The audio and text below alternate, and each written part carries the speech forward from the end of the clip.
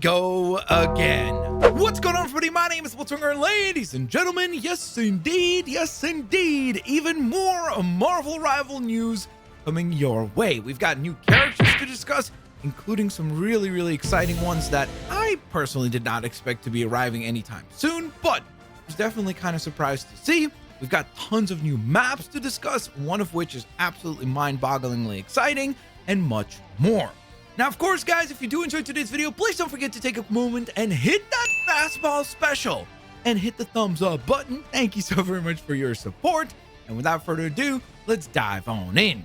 So first and foremost, of course, I hope you guys are all enjoying Season 1.5. I've been having an absolute blast, even though I've been bouncing up and down in terms of my rank from Grandmaster 2 down to Diamond 1 and back up again, which has been treacherous. But one of these days, I'll hit Celestial. Regardless, though, let's talk about the topics at hand. So first and foremost, we've got some really exciting reveals courtesy of Miller Ross over here on Twitter, who went ahead and actually confirmed some exciting stuff about the future of Marvel Rivals in terms of theme and what we can personally expect. So he does go on ahead and tweet the following, saying, Marvel Rivals Season 1 concludes with Doom stealing the pureblood Chronovium from a deceived Dracula, toppling the Empire of Eternal Night and securing his advantage in the Doom War.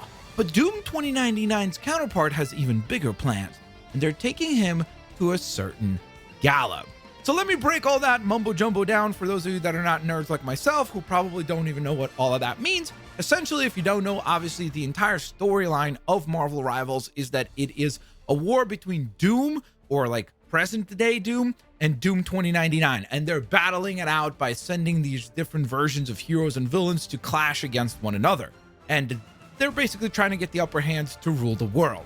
Now, as part of that storyline, this season's theme is, of course, Dracula and his conquering of New York with the Empire of Eternal Night, which prompts the arrival of our Fantastic Four family into the game to try to topple and stop Dracula from his evil ways. Well, it seems like the end of this season will indeed see us defeat Dracula, and then we'll go on ahead and move into the next season, which will be, of course, season number 2, where Miller Ross does hint that we're going to be heading towards a certain gala. Now, what is he referring to here? Well, that would be the Hellfire Gala, which is this really fancy schmancy kind of event that was introduced, I think, during Jonathan Hickman's run on X-Men in like 2020, maybe 2021, somewhere around there.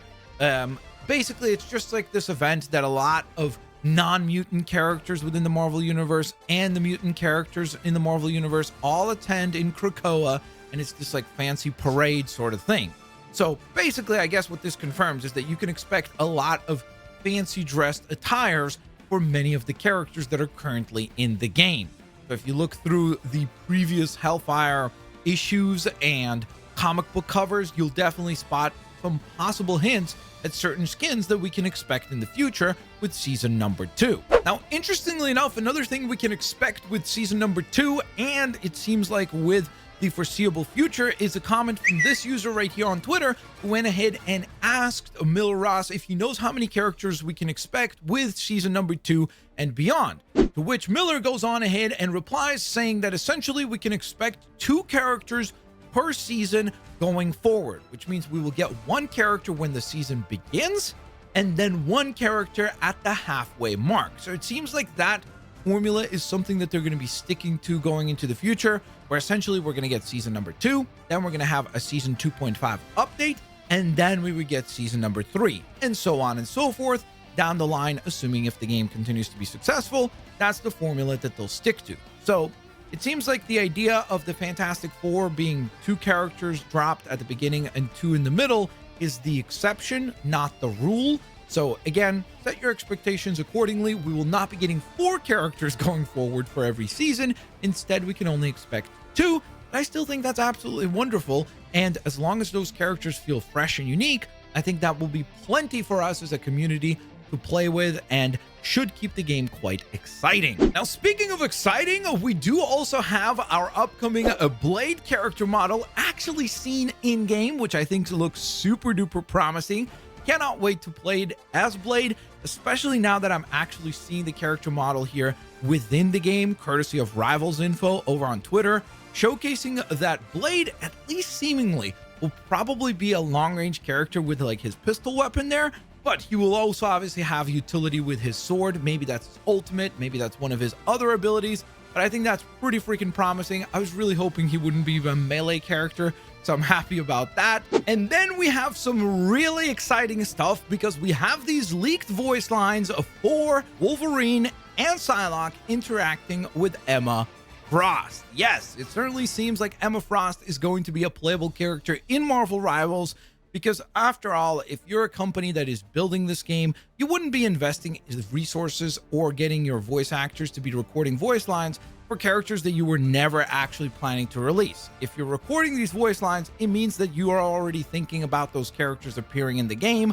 and you want to have that material ready to go. Now, the interesting thing is that as of right now, everything seems to point to Emma Frost being a duelist character or a DPS character, which is kind of surprising because I think that she could be a really cool tank character.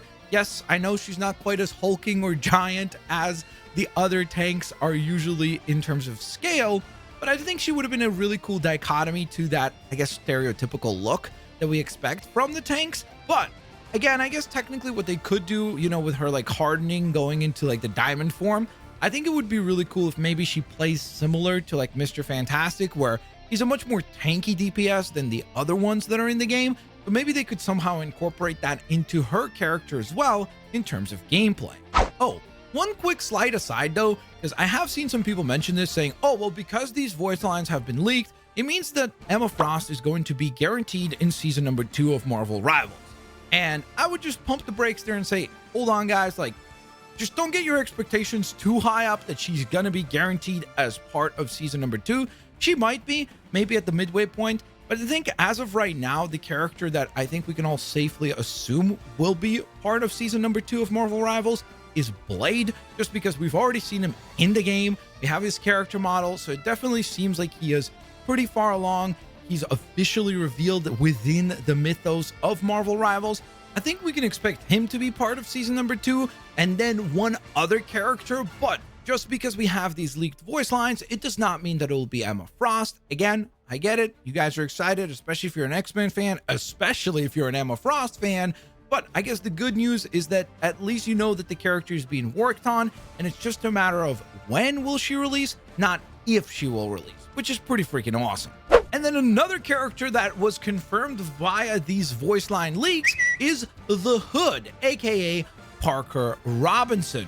I do find it kind of interesting that this character seemingly has been getting a little bit more buzz from Marvel. It seems like maybe because of the Ironheart show and the fact that the character will be appearing in that show, maybe Marvel wants to kind of like, you know, increase the popularity of this character, but it would make perfect sense to maybe release this character right when the Ironheart show is debuting. That way you get a little bit of kind of like marketing synergy going on there. So I could definitely see and expect that to happen in the near future. He will most likely, I would imagine, be a duelist just in terms of how the character is typically portrayed in the comics. I think he will probably have a duelist sort of role, using dual-wielding pistols for his weapons of choice.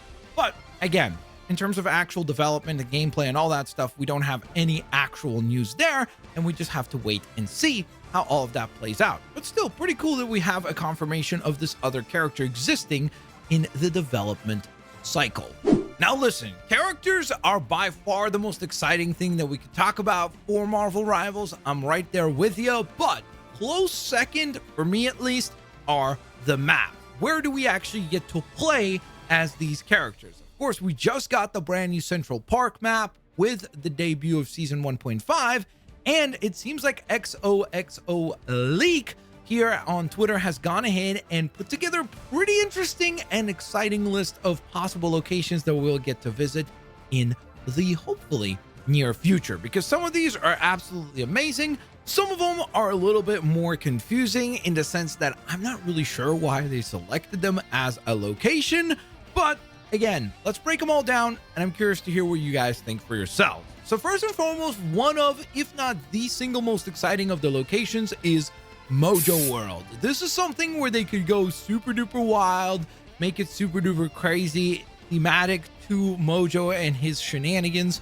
I think that would be really interesting, especially if they really kind of like push the creative bounds here. They could make it maybe feel a little bit more like cyberpunky or something like that. I think that would be really cool. It would make the map stand out compared to all of the other locations that we get to visit. So I'm definitely excited about the possibility of Mojo World becoming a playable map within Marvel Rivals, hopefully in the somewhat near future. And of course, speaking of Mojo, he would probably make for a pretty cool tank character. And obviously, as the creator of like characters like Spiral, that would be a really cool character to maybe get in the future. But regardless, that's a rant for another time. Oh, and I did want to clarify, apparently Mojo World is being worked on as just a domination style map. So kind of like, you know, where you capture the zone, then you move into the round number 2 or maybe round number 3 if you guys are tied at 1 apiece. So keep that in mind.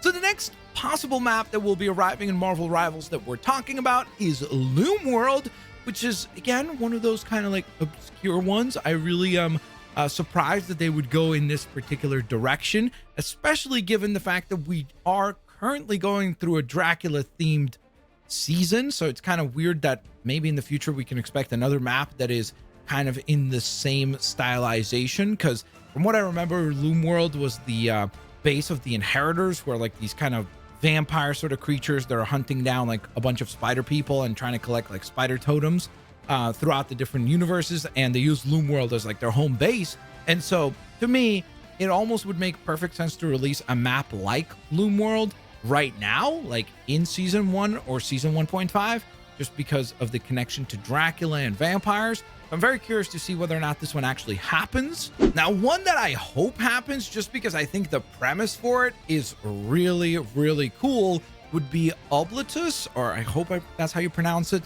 But it's kind of a relatively new location that was introduced in Guardians of the Galaxy by Gary Duggan. And essentially, it is a place that is a bunch of like worn down spaceships that have kind of like been parked together and cobbled together to make this one giant station. And I just like the concept of that in terms of the idea of having like maybe parts and pieces of the map move out of the way as floating, you know, spaceships and stuff. I think that's a really cool concept. I think it could make for a really unique map, especially in the context of something that is not similar to anything else. That's one of the things that I think makes new maps exciting, is when they're not just like a repeat of what we already have. That's why I said Loom World would be, I feel like, a little too similar to stuff we already have. We have these different like maps available right now. Like Asgard feels completely different to the Wakanda maps, and then Wakanda feels completely different to the New York City maps. And so I really think that something like Oblatus being out in space, surrounded by just debris and all these like space station sort of vibe, I think would be really, really promising.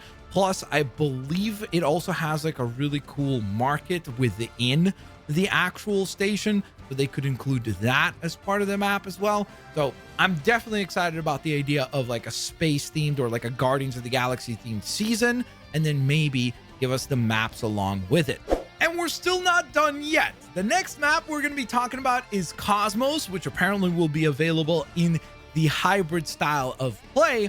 And Cosmos, no, it is not a space-themed map. I actually had to look this one up because I'd never heard of this particular location in the Marvel Universe, nor was I reading Thunderbolts back in the 1980s.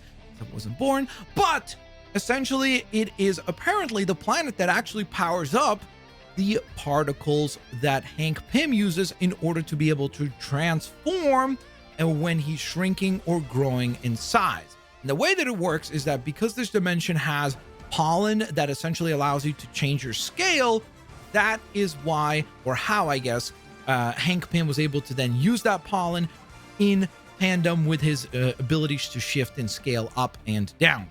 Now, the premise of this area is kind of not particularly exciting. I'm just going to be honest. I mean, I literally looked this up. This place has literally only been mentioned since its debut from 1980. So we're talking about over the course of 50 years. Marvel Comics has mentioned this thing 9 times. That's it. Like, it's not like it's like a big prevalent location.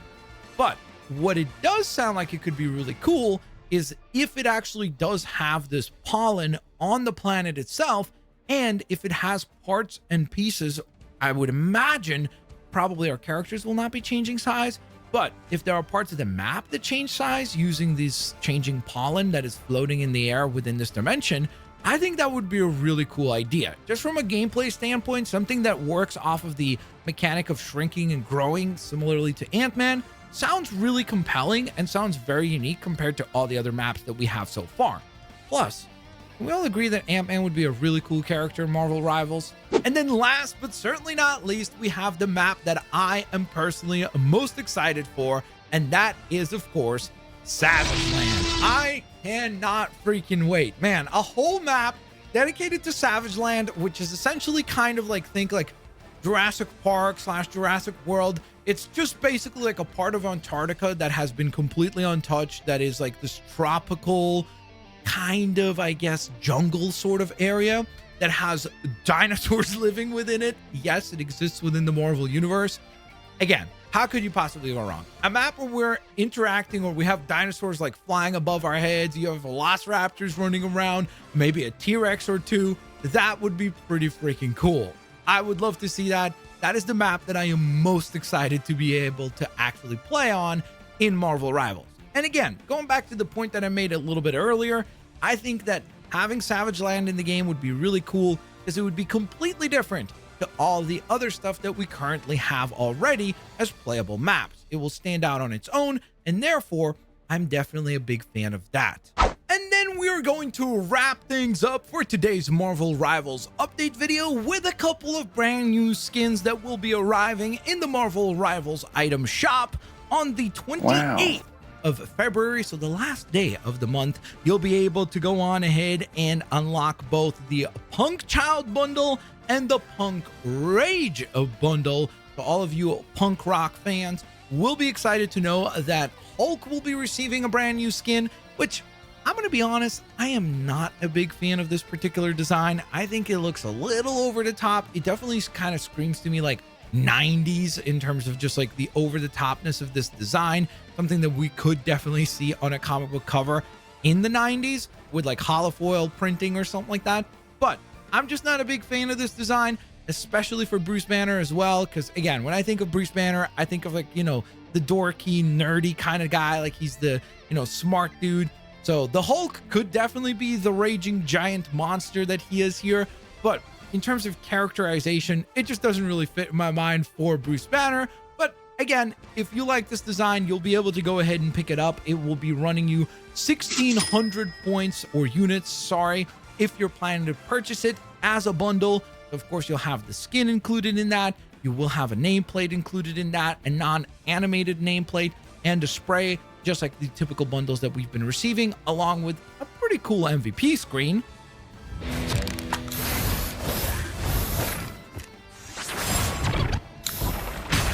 And then we have Magik, who I actually think this design is pretty cool. I think that the look for the character is very unique and very different compared to her default look. But unfortunately, I don't play Magik, so because of that, I don't plan to pick this one up. But if you are planning to pick this one up, it will actually run you 2,200 points for the bundle.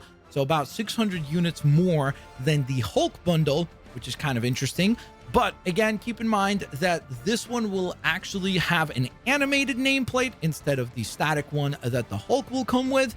So I guess maybe that's in some way, shape, or form how you're going to try to justify a little bit of extra units being spent here.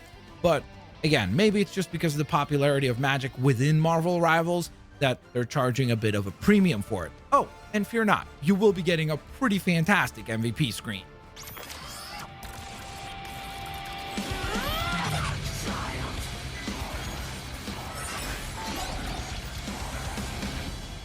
So there you go, guys. Those are the news for Marvel Rivals for today. We've got brand new characters to look forward to. We've got a slew of maps to look forward to. The story of Marvel Rivals seems to be heading in a very interesting direction, particularly if you're a fan of X-Men, of course, since it seems like the next theme for season number 2 will be the Hellfire Gala. So X-Men fans will be very, very excited about that, I am certain. And of course, we've got some brand new cosmetics arriving in the game on the 28th as well. I hope you guys enjoyed today's update news video. If you did, like I mentioned at the very top of the video, smash that thumbs up button. Thank you so very much for your kindness and your support. I will hopefully catch you guys here on the next one. Have an absolutely fantastic rest of your day. Peace out. See you later, alligators. Bye-bye, everybody.